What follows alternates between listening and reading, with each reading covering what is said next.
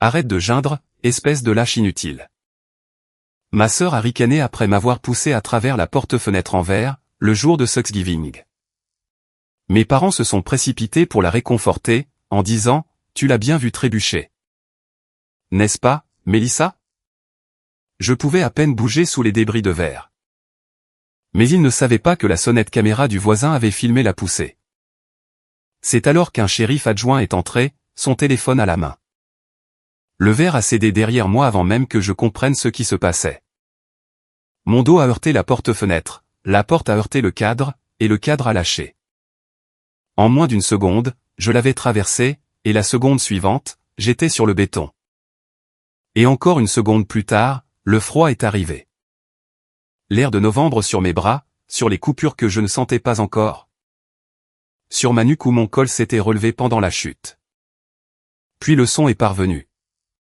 Le verre qui s'installait autour de moi sur la surface du patio, morceau par morceau. De petits éclats atterrissant comme des pièces de monnaie qu'on laisse tomber sur du carrelage. J'étais sur le dos. La lumière du patio était au-dessus de moi, d'une couleur chaude et stable. Un éclat était incrusté dans ma paume droite. Le sang coulait de mon avant-bras gauche, en un filet que je pouvais sentir mes pavoirs. Depuis l'angle où j'étais allongé. Depuis l'embrasure brisée, se tenant dans le cadre les deux mains encore à hauteur de poitrine. Là où elle m'avait poussé, ma sœur m'a regardé de haut et a dit « Arrête de geindre. Espèce de lâche inutile. Tu ne peux même pas encaisser une simple poussée sans t'effondrer. C'est pour ça qu'elle t'a quitté. C'est pour ça que tu vis dans un 2 pièces avec un gamin qui passe la moitié de sa vie avec quelqu'un d'autre. Tu as 34 ans. Et tu comptes des pilules pour gagner ta vie. Et tu as eu le culot de t'asseoir à cette table et d'agir comme si un marque-place fait par un gamin de 6 ans faisait de toi quelqu'un. » Elle l'a dit assez fort pour qu'on l'entende depuis la cuisine. Elle l'a dit pendant que je saignais sur le patio de sa mère. Laissez-moi revenir 30 minutes en arrière. J'étais arrivé chez mes parents à 16h15. Un gratin dans une main et un marque-place en papier cartonné plié dans l'autre. Beck l'avait fabriqué ce matin-là, sur la table de la cuisine de sa mère. Avant que je ne vienne le chercher pour l'après-midi. Au crayon gras vert, le mot « papa » et des lettres capitales tremblantes sur le devant. En dessous, un dessin de dinde avec cette patte, parce que Beck avait 6 ans et, dans son esprit. Les dindes étaient plus rapides que les autres oiseaux et avaient besoin de pattes supplémentaires pour le prouver. Il avait plié la carte avec soin, me l'avait tendue dans la voiture et m'avait dit « Mets-la sur ton assiette pour qu'il sache où tu t'assois. » Beck n'était pas au dîner de Thanksgiving. Il était avec sa mère pour les fêtes. L'accord de garde que nous avions conclu il y a 2 ans était équitable. Et je ne le contestais pas. Mais le marque-place avait été sa façon d'être présent, même quand il n'était pas là. Et je l'avais posé sur mon assiette avant que quiconque ne s'assoie. Je l'ai déplié en le lissant avec mon pouce. Les 7 pattes de la dinde s'étalaient en éventail, dessinées au crayon gras vert. Je l'ai laissé là. Le dîner a été plutôt silencieux pendant les 20 premières minutes. Dwayne a découpé la dinde avec le couteau électrique qu'il utilisait chaque année. Celui avec le manche un peu lâche qui vrombissait en touchant un os. Agnès a apporté les plats dans l'ordre où elle les apportait toujours. La purée de pommes de terre d'abord, puis les haricots verts, puis les petits pains. Puis la sauce au canneberge qu'elle faisait chaque année. D'après une recette qu'elle gardait dans un tiroir qu'elle ne laissait personne ouvrir. Écrite sur une fiche de la main de sa mère. Mélissa était assise en face de moi et parlait du travail. De sa liste de patients au cabinet dentaire. D'un nouveau dentiste au cabinet qui était plus lent qu'elle ne l'aimait et qu'elle avait déjà signalé 2 fois au directeur du cabinet. Elle disait cela avec le ton de quelqu'un qui a l'habitude d'être écouté à table. Et la table écoutait. Je mangeais et contribuais très peu. Ce qui était l'arrangement que j'occupais à cette table depuis mon adolescence. J'avais appris très tôt que, moins j'en disais, moins je prêtais le flanc. Et moins je prêtais le flanc, moins ils avaient d'angle pour m'atteindre. Ce n'était pas une stratégie dont j'étais fier. C'était une stratégie qui avait empêché la plupart des dîners de fête de devenir ce que celui-ci était sur le point de devenir. Le marque-place est resté à côté de mon assiette pendant tout le repas. Appuyé contre mon verre d'eau. Mélissa l'a remarqué quelque part entre le plat principal et le dessert. Elle l'a pris sans demander, l'a regardé, l'a reposé et a dit, « C'est ton fils qui a fait ça ?» J'ai dit, « Oui. »« C'est mignon », a-t-elle dit. Puis, un instant plus tard, plus fort pour toute la table. Weston a apporté un marque-place fait maison à Thanksgiving parce qu'il ne pouvait pas amener son propre fils. J'ai laissé passer. J'ai mangé un morceau de tarte à la citrouille. J'ai bu mon eau. Mélissa n'avait pas terminé. Elle n'avait pas terminé depuis qu'elle avait commencé. Et le marque-place lui avait donné un nouvel angle d'attaque. Tu sais quel est ton problème, Weston? Tu penses que les petits gestes, c'est la même chose que d'être présent? Un marque-place? Un gratin dont tu as trouvé la recette sur Internet. Tu vis dans un 2 pièces. Tu gagnes moins que ce que je dépense en loyer. Et tu viens ici chaque année avec quelque chose de fait maison et un air sur le visage comme si tu attendais une médaille pour avoir survécu. J'ai posé ma fourchette. Je l'ai regardé et j'ai dit, au moins, j'ai quelqu'un qui m'a fait un marque-place ce matin. La table est restée silencieuse pendant une seconde. L'expression de Mélissa a changé d'une manière que j'avais déjà vue. La manière dont elle changeait quand quelque chose qu'elle contrôlait cessait d'être contrôlée. Le passage de la performance à l'impulsion. Elle s'est levée. Elle a traversé la distance qui nous séparait en 2 pas. Elle a posé ses 2 mains sur ma poitrine, directement sur mon sternum, et elle a poussé. J'ai basculé en arrière, à travers la porte-fenêtre. Et maintenant, j'étais sur le béton avec le verre autour de moi. Mon bras en sang et le marque-place quelque part dans les débris. Et ma sœur debout dans l'encadrement brisé, me disant que j'étais un inutile. Pendant que mes parents se dirigeaient vers elle, pas vers moi. Et ma mère a dit à la pièce, et à Mélissa en particulier, « Tu l'as vu trébucher? N'est-ce pas ?» Il reculait et il a trébuché. Dwayne se tenait derrière Agnès. Il a regardé le patio. Il a regardé le verre. Il a regardé mon bras, qui saignait d'une coupure allant de l'intérieur de mon coude jusqu'à mon poignet. Il ne s'est pas approché de moi. Il n'a pas demandé si j'étais blessé. Il est resté derrière sa femme, tenait le manteau de Mélissa, et n'a rien dit. J'ai failli rester au sol. Le verre était tiède de mon sang. Et l'air froid était plus facile à respirer que l'air à l'intérieur de cette maison. Et pendant un instant, j'ai envisagé que rester à terre était plus simple que de se relever. Le marque-place était contre ma hanche. Je l'avais glissé dans ma poche arrière avant le dîner. Par habitude de garder les affaires de bec près de moi. Et je pouvais sentir le bord plié à travers mon jean. La dinde à 7 pattes, au crayon gras vert. Je me suis relevé avec ma main droite, car la gauche saignait trop pour l'utiliser. Et je me suis tenu debout sur le patio, et je ne suis pas retombé. Puis des phares ont éclairé l'allée, un véhicule du shérif du comté. La portière s'est ouverte. L'adjoint Sawyer a remonté le chemin, et quelqu'un, Agnès ou Dwayne, lui a ouvert la porte d'entrée. Il est entré dans le salon et a regardé la porte-fenêtre brisée, le verre, et le sang sur le béton. Et puis il a regardé Agnès et a dit, « Madame, votre voisine, 3 maisons plus loin. » A une sonnette caméra avec une vue grand angle sur ce patio. Elle nous a appelés il y a 18 minutes. J'ai regardé la vidéo 2 fois. Il a levé son téléphone. L'écran faisait face à Agnès. La vidéo a défilé, l'a poussé, le verre qui se brise. Les mains de Mélissa à plat contre ma poitrine, l'a poussé à 2 mains. Mon corps basculant en arrière à travers le cadre. La lumière du patio attrapant le verre alors qu'il tombait en morceaux autour de moi sur le béton. Le son est sorti du haut-parleur du téléphone, le craquement du cadre qui cède. Le bruit du verre frappant le béton, et puis, minuscule mais clair, la voix de Mélissa disant « Arrête de geindre ». La bouche d'Agnès s'est ouverte. Elle s'est refermée. Elle s'est rouverte. Et elle a regardé Dwayne avec l'expression de quelqu'un qui a été pris dans une version D. Événement qui ne peut plus être maintenu. Dwayne a regardé le sol.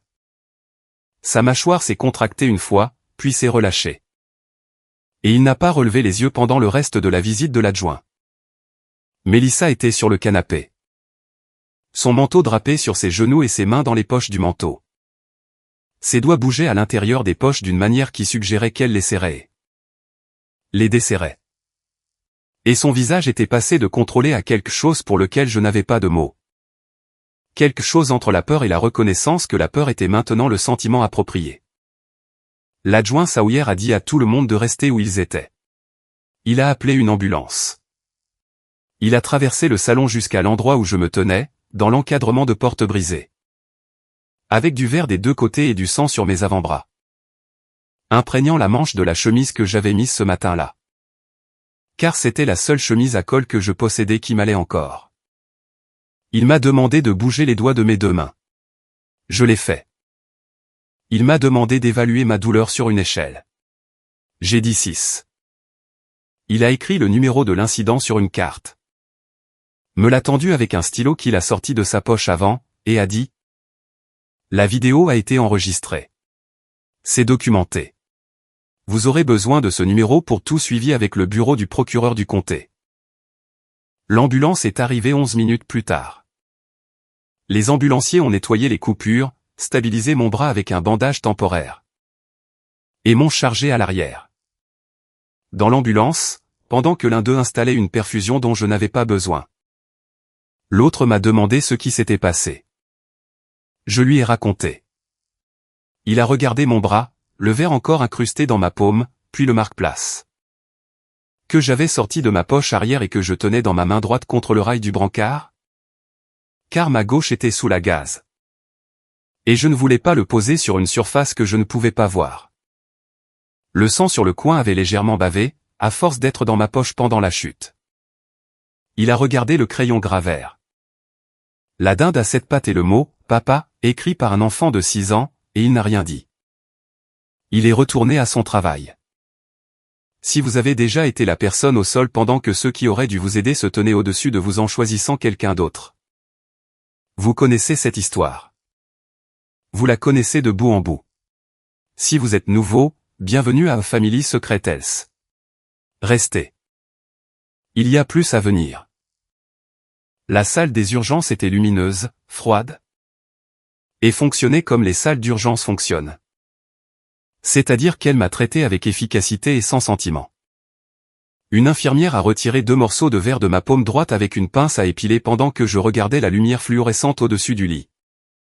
Et elle ne s'est pas lavé les mains. Un médecin a mis 14 points de suture à la coupure sur mon avant-bras gauche, qui courait sur 18 cm de l'intérieur du coude au poignet et a nécessité une anesthésie locale que je sentais s'estomper avant qu'ils aient fini. Une radiographie a confirmé l'absence de fracture. Le total pour la visite aux urgences serait de 4,8 cents. L'ambulance coûtait 340 $. Je n'avais pas d'assurance qui couvrirait plus de 60% de l'un ou l'autre de ces montants.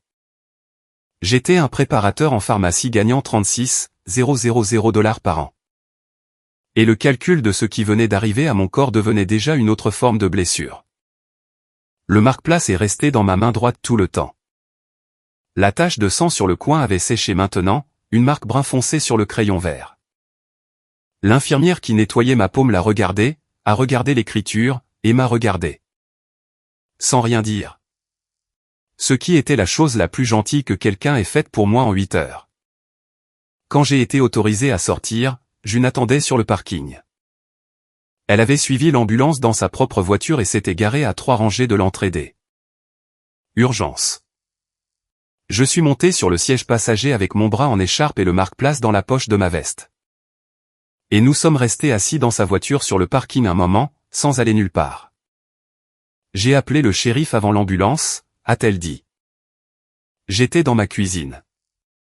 Et j'ai entendu le fracas à travers le mur. J'ai ouvert l'application de la caméra sur mon téléphone et j'ai regardé la rediffusion. J'ai vu la pousser. Je t'ai vu traverser la porte. J'ai vu ta mère passer devant toi pour donner un verre d'eau à ta sœur. Elle a fait une pause. Je n'allais pas les laisser te dire que ce n'était pas arrivé. June m'a conduit chez mes parents pour récupérer mon manteau. Je suis passé par la porte de côté, car la porte-fenêtre était recouverte d'une bâche. Le couloir était sombre, et la maison sentait la dinde froide et quelque chose de brûlé. Et depuis la cuisine, j'ai entendu la voix de ma mère au téléphone. Elle parlait à Mélissa. Dit simplement qu'il reculait et qu'il a perdu l'équilibre. Le shérif est déjà parti. Si quelqu'un demande. Tu dis qu'il marchait à reculons vers la porte et qu'il a trébuché. Reste calme. Mélissa. Fais simple. Je suis resté dans le couloir pendant 8 secondes. Je pouvais entendre la respiration d'Agnès entre les phrases. Je pouvais entendre Mélissa à l'autre bout du fil, ne parlant pas. Ce qui signifiait qu'elle écoutait, ce qui signifiait qu'on la coachait. Ma mère construisait une version des événements au téléphone. De la même manière qu'elle avait construit la première version dans le salon. Et son langage était rodé, pas paniqué. Elle avait déjà fait ça. Je ne le savais pas encore. J'allais l'apprendre dans 5 jours.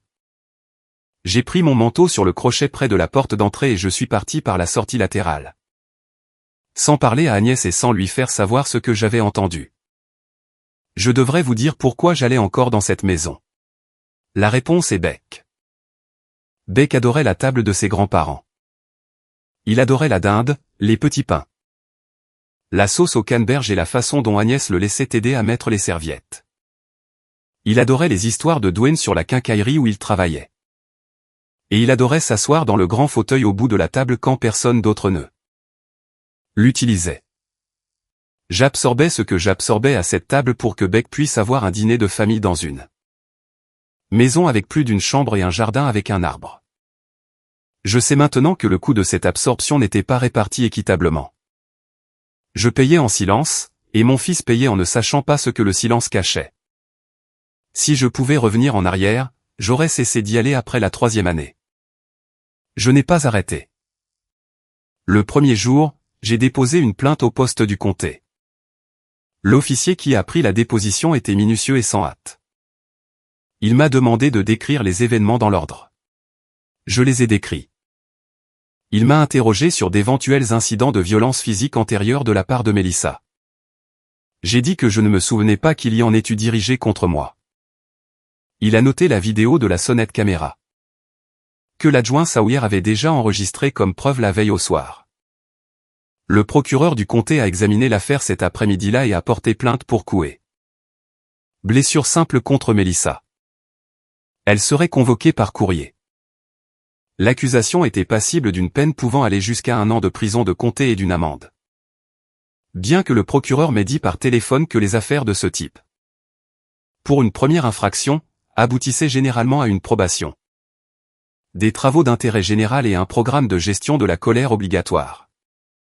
L'accusation, cependant, était une accusation criminelle. Et elle apparaîtrait sur le casier de Mélissa. Et elle déclencherait des notifications automatiques à tout ordre professionnel auquel elle était inscrite. Le 3e jour, j'ai eu ma première séance de kinésithérapie dans une clinique à 6 km de mon appartement.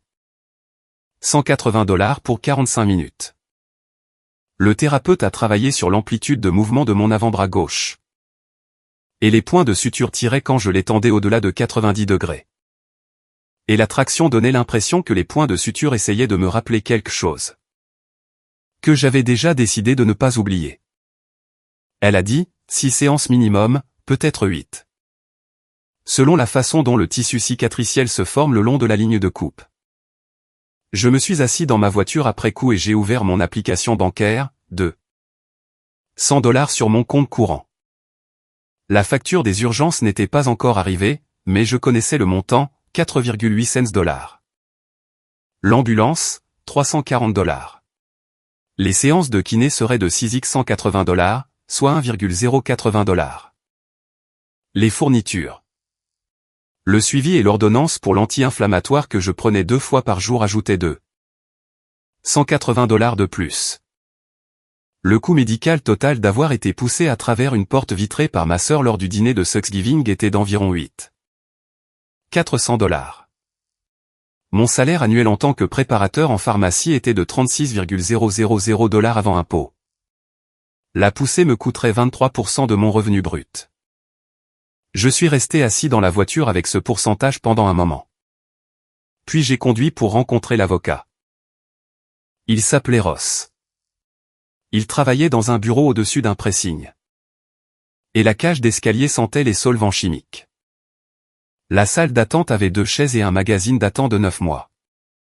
Il ne facturait pas la première consultation. Je lui ai montré la vidéo sur mon téléphone. Je lui ai montré les dossiers médicaux de ma sortie des urgences. Il a regardé la vidéo une fois. L'a mise en pause sur l'image où les mains de Mélissa étaient sur ma poitrine, et a dit « C'est une preuve irréfutable. Une poussée à 2 mains. Une victime projetée à travers une surface vitrée. Des blessures documentées. La plainte au pénal est déjà déposée. Ce que nous ajoutons, c'est la demande au civil. » Il a rédigé la lettre cet après-midi-là, 14 000 $ au total, soit 8 400 $ de frais médicaux documentés, 200 $ pour le remplacement de la porte-fenêtre. Ce qui était la responsabilité du propriétaire mais qui, selon mon avocat, devait être supporté par la personne dont l'acte criminel avait causé les dommages, et 400 $ de frais associés. Y compris les salaires perdus des 3 services que j'avais manqués et les franchises en cours pour la kinésithérapie. Le calcul était clair. La réclamation était documentée. La demande ne concernait pas la vengeance. Elle concernait le fait que je ne pouvais pas absorber le coût financier de la violence de quelqu'un d'autre avec un salaire de préparateur en pharmacie et continuer à payer mon loyer. Faire mes courses. Et garder les lumières allumées dans un 2 pièces où un enfant de 6 ans dessinait des dindes sur la table de la cuisine. Agnès m'a appelé le 2e jour. Sa voix s'est brisée à la 2e phrase. De la même manière qu'elle se brisait quand elle voulait quelque chose et savait que l'approche habituelle était insuffisante. Elle a dit, « Les familles ne se font pas ça. Weston. Mélissa est ta sœur. Tu n'envoies pas ta sœur au tribunal. » J'ai failli abandonner les poursuites. Le téléphone était dans ma main, et sa voix était dans mon oreille. Et la partie de moi qui avait passé 34 ans à essayer de gagner une place à cette table voulait croire que le tremblement dans sa voix était réel. J'ai ouvert la vidéo de June sur mon téléphone pendant qu'Agnès parlait encore. J'ai regardé la poussée. J'ai regardé Agnès passer devant moi sur le béton, devant le sang et le verre. Sans baisser les yeux, sans s'arrêter. Pour tendre à Mélissa un verre d'eau pendant que j'étais encore au sol.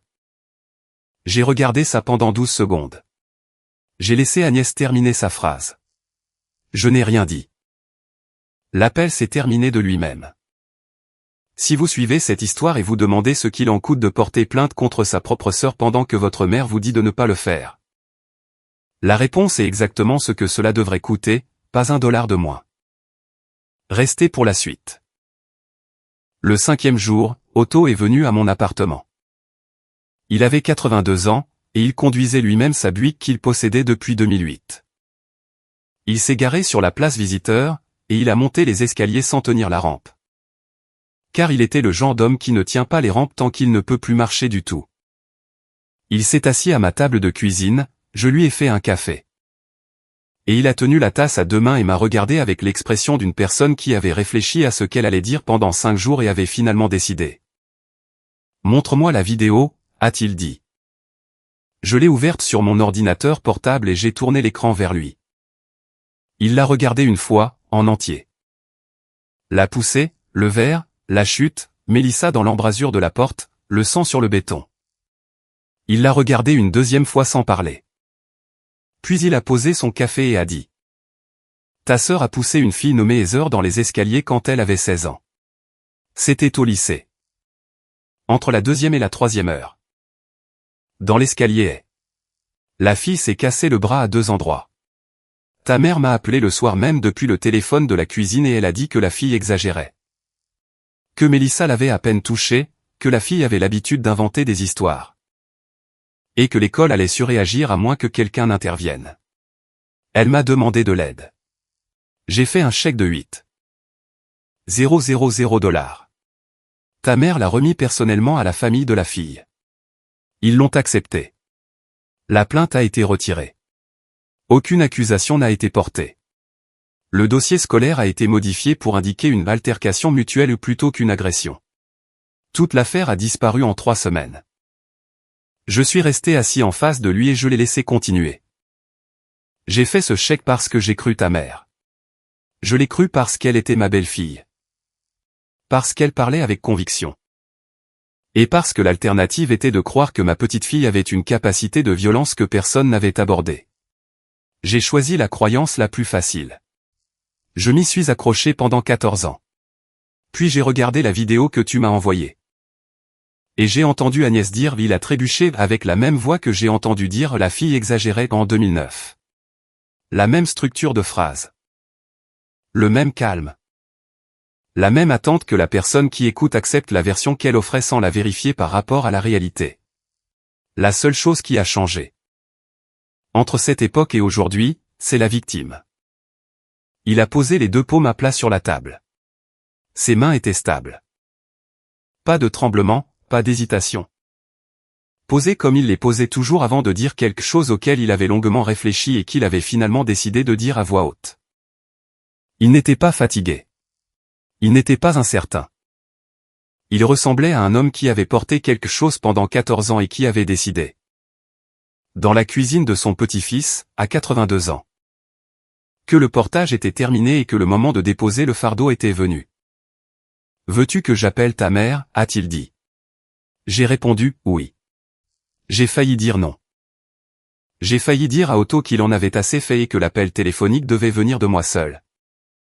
Car il avait 82 ans et sa voix s'amenuisait après 15 heures. Et la conversation avec Agnès ne serait ni courte ni facile. Mais ses mains étaient à plat sur la table, les deux paumes vers le bas, fermement posées. Et sa mâchoire était serrée comme elle se serre avant les conversations difficiles. Et il ne demandait pas la permission. Il offrait de faire la chose qu'il aurait dû faire il y a 14 ans. Je l'ai laissé passer l'appel. Mais pas aujourd'hui, ai-je dit. Le 12e jour. Après que la lettre de mise en demeure aura été reçue. Je veux que tout soit sûr. La table avant que quiconque ne décroche le téléphone. Otto a hoché la tête. Il a bu son café. Il est resté encore 1 heure, et nous avons parlé de bec, de la dinde à 7 pattes. Du marque-place sur le réfrigérateur avec la tache de sang sur le coin. Et Otto l'a regardé un moment, puis a détourné le regard et a dit. Ce garçon dessine de meilleures dindes que je ne l'ai jamais fait. Si vous êtes toujours là, vous savez déjà ce qui s'en vient. Family Secretels. Restez pour l'appel. Jour 12. La cuisine de mon appartement. Samedi matin. Otto était assis en face de moi à la table. Il était venu en voiture lui-même, encore une fois. Il portait la veste marron qu'il mettait pour les occasions sérieuses.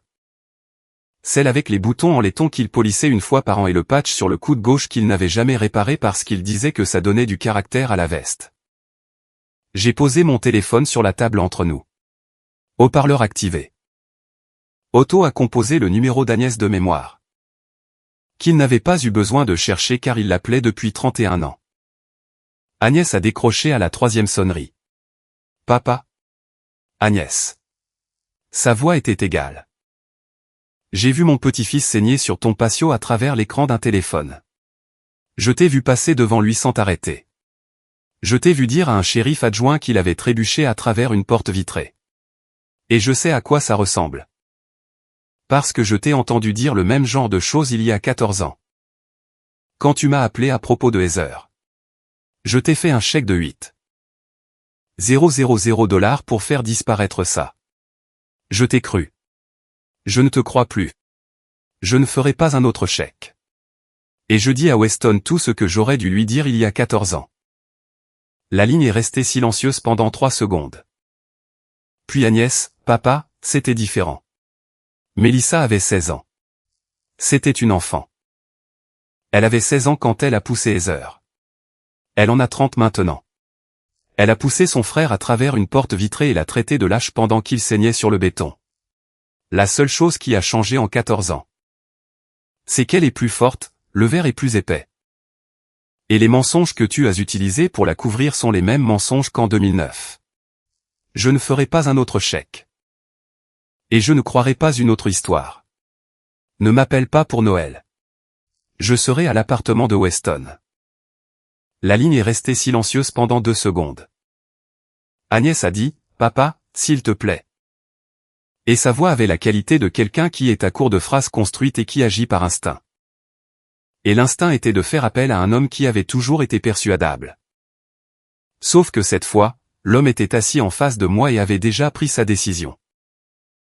Puis j'ai parlé. Tu m'as regardé traverser une porte et saigner sur le patio. Tu n'as pas appelé d'ambulance. Tu n'as pas vérifié mon bras. Tu n'as pas demandé si je pouvais bouger mes doigts. Tu es passé devant moi. Devant le sang, devant le verre. Et tu as tendu un verre d'eau à Mélissa pendant que j'étais encore au sol. Puis tu as dit à un shérif adjoint que j'avais trébuché. Je t'ai entendu au téléphone le lendemain matin. Cochant Mélissa depuis la cuisine. Tes mots exacts? Dis simplement qu'il reculait et qu'il a perdu l'équilibre. C'est de la subornation de témoin. Maman. Il y a 14 ans. Mélissa a poussé une camarade de classe nommée Heather dans les escaliers et lui a cassé le bras. Tu as appelé grand-père Otto et tu as dit que la fille exagérait. Il t'a donné 8,000 $. La plainte a disparu. Tu n'as pas protégé Mélissa des conséquences. Tu l'as protégée de la responsabilité.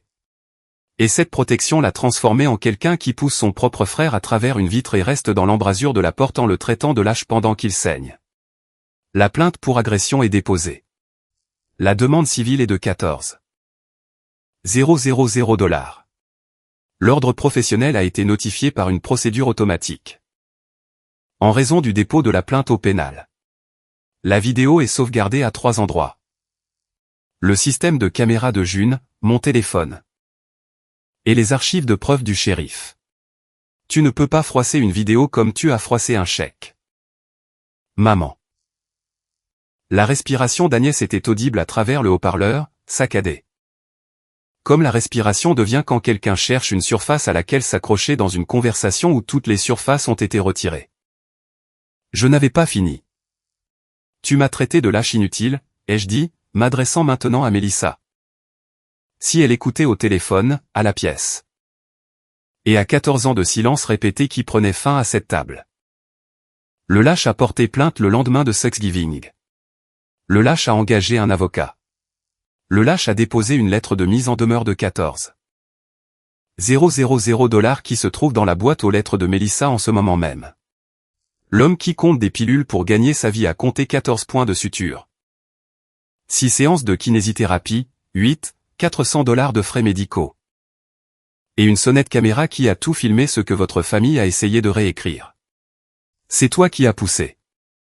C'est toi qui es accusé. Ta licence professionnelle est en cours d'examen par l'ordre de l'État. Redites-moi qui est l'inutile. 3 secondes de silence sur la ligne. Personne à l'autre bout ne parlait. Agnès a dit, j'ai été en travail pendant 19 heures pour toi. Weston. Je t'ai tenu la main le premier jour d'école. Je t'ai conduit à chaque entraînement pendant 6 ans. C'est comme ça que tu rembourses ta mère? J'ai pris mon téléphone. J'ai ouvert le fichier vidéo. Je l'ai transféré au numéro d'Agnès. Le son de message envoyé est passé par le haut-parleur. Nous avons entendu son téléphone vibrer sur la surface où il se trouvait. Regarde là, ai-je dit. Puis rappelle-moi. J'ai attendu 2 secondes. Après ça. Il n'y a plus de Thanksgiving. Il n'y a plus de matin de Noël avec Beck à votre table. Il n'y a plus d'appel téléphonique qui commence par « C'est ta sœur ». Beck ne s'assiera pas à une table où son père a saigné et où personne n'a appelé d'ambulance. C'est terminé. Et la prochaine fois que Mélissa posera les mains sur quelqu'un, le schéma sera déjà dans le dossier. Tu m'as poussé à travers une porte et tu m'as traité de lâche. La vidéo montre qui a poussé. Les accusations montrent qui assume. J'ai mis fin à l'appel. Otto a tendu la main sur la table et l'a posée sur mon avant-bras, du bon côté. Au-dessus du bandage. Et il l'a tenu là un moment. Il n'a rien dit. Il n'en avait pas besoin. Agnès n'a pas rappelé. Le 10e jour, le superviseur de Mélissa l'a convoqué dans le bureau arrière du cabinet dentaire. Le bureau avait une fenêtre qui donnait sur le parking et un bureau trop grand pour la pièce. Et le superviseur était assis derrière avec une notification imprimée de l'ordre professionnel de l'État devant elle. La notification indiquait qu'une plainte pénale pour agression avait été déposée contre une hygiéniste dentaire agréée et que, dans l'attente de la résolution de l'accusation, l'ordre recommandait la suspension du contact non supervisé avec les patients par mesure de précaution. Le superviseur a lu le paragraphe pertinent à voix haute. Mélissa était assise de l'autre côté du bureau et écoutait. Sa liste de patients a été réattribuée à un collègue qui avait été embauché 6 mois après elle. Ses heures hebdomadaires ont été réduites de 40 à 24. Son salaire bimensuel est passé de 2,770 $ à 1,660 $. Le superviseur a dit qu'il était désolé et que le cabinet réexaminerait l'arrangement une fois que l'affaire judiciaire serait résolue. Mélissa l'a remercié. S'est rendue au parking et s'est assise dans sa voiture pendant 9 minutes sans démarrer le moteur.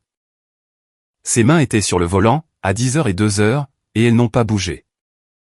Le 7e jour, l'avocat de Mélissa lui avait envoyé la vidéo de la sonnette dans le cadre de la préparation de la communication des pièces. L'email disait: regardez ceci attentivement et en entier afin de comprendre ce que l'accusation présentera à l'audience. Elle a ouvert le fichier sur son ordinateur portable, dans son appartement, ce soir-là. Avec les lumières de la cuisine allumées et le son bas. Elle a vu le patio depuis l'angle de la caméra, un plan large depuis la sonnette de June. Les lumières de Thanksgiving encore accrochées le long de la balustrade. Elle s'est vue se tenant dans l'embrasure de la porte. Elle a vu ses propres mains s'avancer vers ma poitrine. Elle a vu la pousser. Le verre se fracturant vers l'extérieur et mon corps basculant en arrière à travers le cadre et heurtant le béton. Elle s'est vue s'avancer, se pencher et me regarder au sol. Elle a regardé sa propre bouche bouger. Elle a mis la vidéo en pause sur une image. Sur l'image, son visage était visible dans la lumière chaude du luminaire du patio. Et elle souriait. Pas une grimace d'effort, pas une expression réflexe, un sourire, clair et indubitable.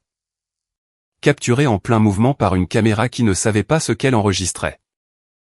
Elle n'avait pas su qu'elle souriait. Elle n'avait pas senti le sourire se former. Elle a regardé l'image pendant un long moment. Puis elle a fermé l'ordinateur portable.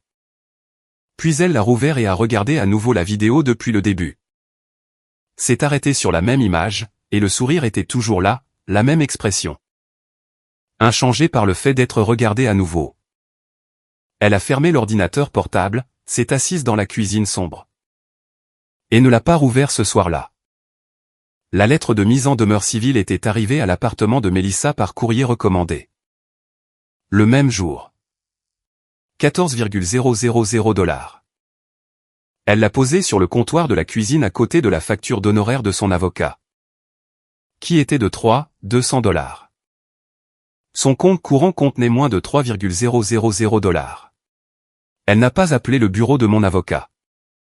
Elle ne m'a pas appelé. Elle a appelé Agnès. Agnès a décroché à la première sonnerie et a dit « Nous allons trouver une solution ». Mais elle n'a pas dit comment. Et aucune d'elles n'a posé la question qu'elles pensaient toutes les deux.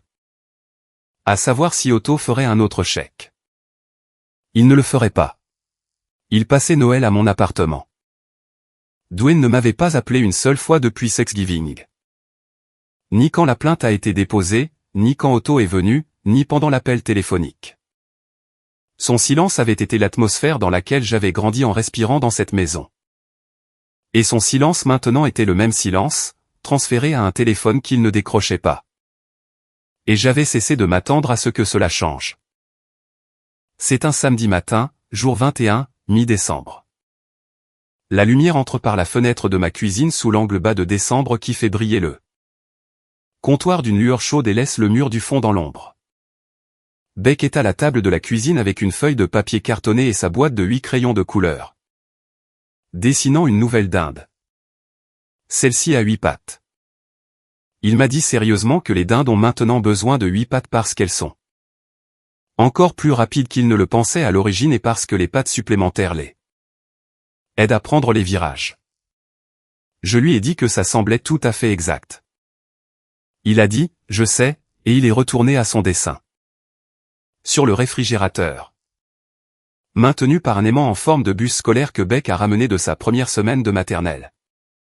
Il y a un marque-place en papier cartonné plié. Le mot « papa » en crayon vert sur le devant. Une dinde avec 7 pattes en dessous.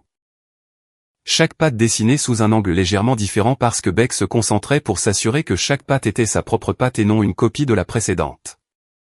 Dans le coin inférieur droit.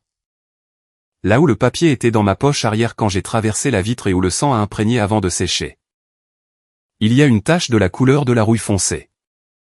Le crayon vert est teinté de brun là où il chevauche la tache. Le sang ne part pas au lavage sur le papier cartonné. Je n'ai pas essayé. Mon bras a guéri. La cicatrice est une fine ligne blanche de l'intérieur de mon coude à mon poignet. Visible quand je retrousse mes manches pour faire la vaisselle ou tenir la main de Beck au passage. Piéton. Invisible quand je porte des manches longues. Ce que je fais au travail car la pharmacie est climatisée et la cicatrice n'est pas quelque chose que j'ai besoin d'expliquer aux clients qui apportent leurs ordonnances au comptoir et me font confiance pour compter correctement leurs pilules. Beck trace parfois la cicatrice avec son index, doucement. De la même manière qu'il suit les lignes dans ses livres de coloriage. En restant à l'intérieur du contour, en appuyant légèrement, en faisant attention. Il a levé les yeux de son dessin ce matin et a dit « Ça fait encore mal ?» J'ai dit « Plus maintenant. » Ce n'est pas entièrement vrai. Mais c'est assez vrai pour un enfant de 6 ans un samedi matin de décembre. Et le café est chaud, la dinde à 8 pattes, le marque-place est sur le frigo, Beck est là. Et les gens qui auraient dû appeler une ambulance ne l'ont pas fait. Et les gens qui ont essayé de mentir à ce sujet n'ont pas pu. Et l'homme qui compte des pilules pour gagner sa vie a compté tout ce qui comptait et n'a pas perdu. Le fil d'un seul chiffre. Si cette histoire vous a trouvé. Si vous savez ce que c'est d'être celui qui est à terre pendant que les gens au-dessus de vous choisissent quelqu'un d'autre. C'est pour vous que Family Secret Tales a été créé. Abonnez-vous. La prochaine histoire est déjà là.